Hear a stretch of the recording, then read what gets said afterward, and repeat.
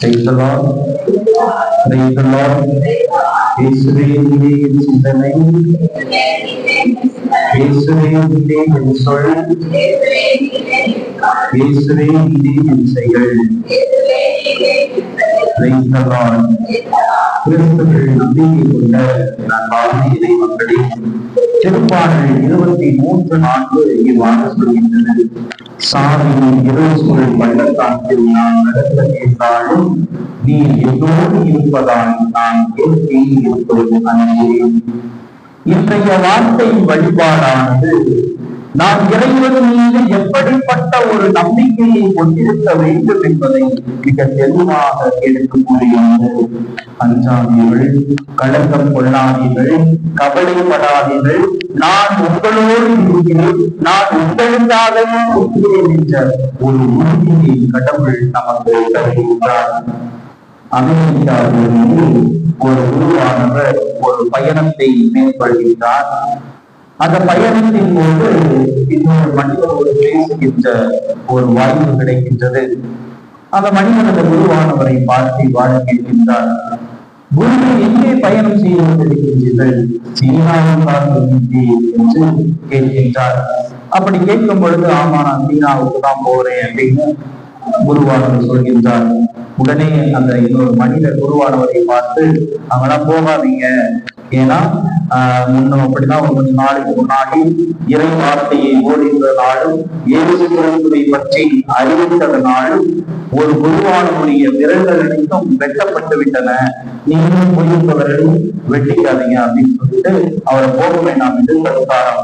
சிறிது நேரம் சென்ற பிறகு அவர் இறங்க வேண்டிய இடம் வந்தவுடனே அந்த குருவானவரும் இவரும் கரங்களை பிடித்துக் கொள்ளும் பொழுது தெரியவனா அந்த குருவானவருக்கு கரங்கள் இல்லை என்று.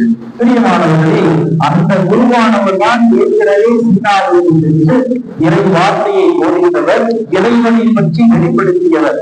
ஆனாலும் எனக்கும் அஞ்சாமல் மீண்டும் தான் முதல் முகம் பெற்ற பிறகு இறை வார்த்தையை என் உயிர் உள்ளவரை நான் அறிவிப்பேன் என்று ஒரு உறுதியோடு இறை வார்த்தையை அறிவிப்பதற்காக அவர் மீண்டும் செல்கின்றார். நமது வாழ்க்கையிலே பலவிதமான கவலைகளினால் இருக்கின்றன, பலவிதமான துன்பங்களினால் இருக்கின்றன. எல்லா நேரமும் பல பிரச்சனைகளால் குடும்பத்திலே சண்டை, சச்சரவுகள், அமைதியின்மை என்ற பலவிதமான கவலைகளினால் நாம் ஆட்கொள்ளப்பட்டிருக்கின்றோம். கவலைகள் இல்லாத மனிதர்கள் யாருமே இல்லை. ஏதாவது ஒரு வகையிலே பயம் நம்மை சூழ்ந்து கொண்டுதான் இருக்கின்றது. ஒரு சிலருக்கு இருட்ட பார்த்தா பயம், ஒரு சிலருக்கு நல்ல அதிகமான பயம், ஒரு சிலர் ரொம்ப சத்தமாக இருக்குன்னா பயம், ஒரு சிலர் எப்படி அந்த பயம் வருகின்றது என்றே தெரியவில்லை. பயம் என்பது இந்த உலகத்திலே இருந்து கொண்டுதான் இருக்கின்றது. அந்த பயத்தினால் நாமும் கூட அதில் ஒரு ஆளாக இருக்கின்றது. ஆனால் கடவுள் நமக்கு கொடுக்கின்ற இன்றைய வார்த்தை உடலை மட்டும் வழிபவர்களுக்காக நீங்கள் அஞ்ச வேண்டாம், மாறாக உங்கள் ஆன்மாவை அழிப்பவர்களுக்காக அஞ்சுங்கள். திருமணத்திற்கு திருத்தவர்களாக நாம் இந்த மண்ணுலகிலே வாழ்ந்து கொண்டிருக்கும் பொழுது இந்த மண்ணுலகானது ஒரு நிலையானது அல்ல.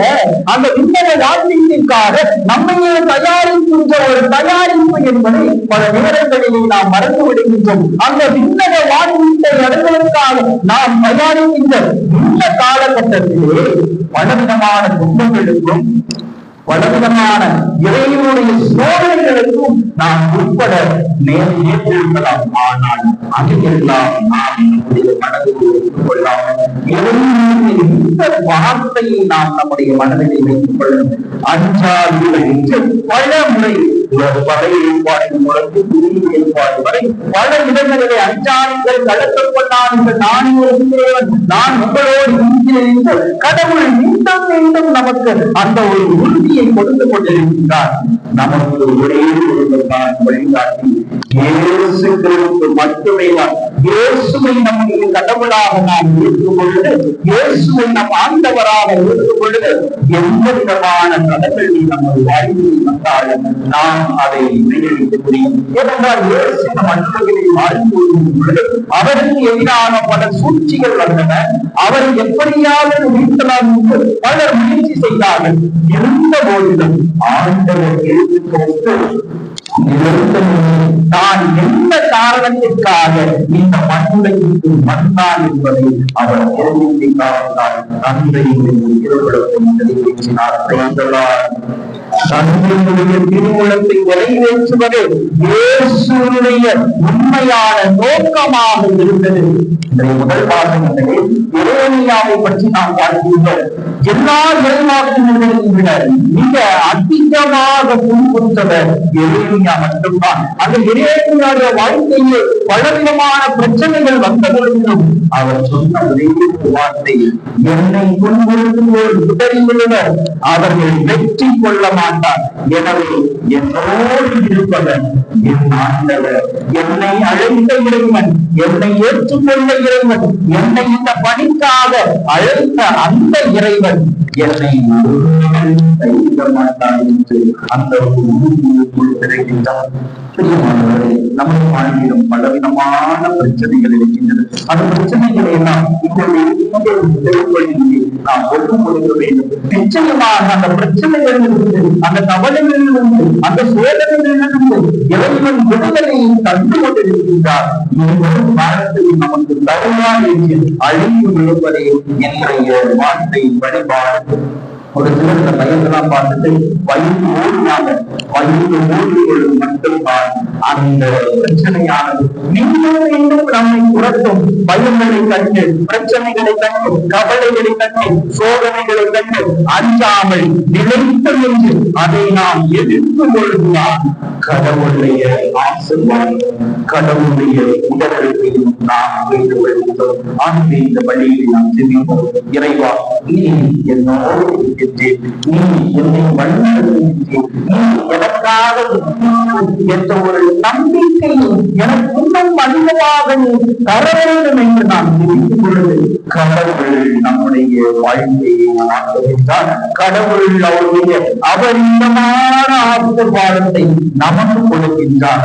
கடவுள் என்று சொல்கின்ற மக்கள் என் கடவுள் என்னோடு இருக்கின்றார், என் கடவுள் என்னை வழிநடத்துகின்றார் என்று ஒரு சாட்சிய வாழ்வு வாழ நாம் அழைக்கப்படுகின்றோம். ஆனால் ஒரு நாம் செல்லுவோம். இந்த மாதம் முழுவதும் நாம் ஒப்புக் கொடுப்போம். நமக்கு எதிராக இருக்கின்ற ஒவ்வொரு சூழ்ச்சிகளையும் இறைவனாக போட வேண்டுமா என்று செல்கிறோம்.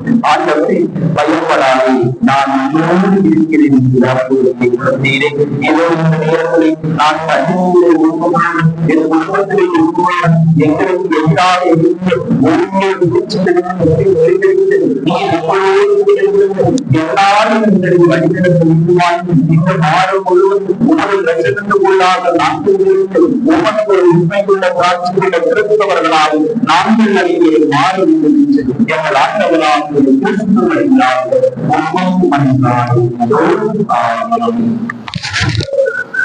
நம்பிக்கை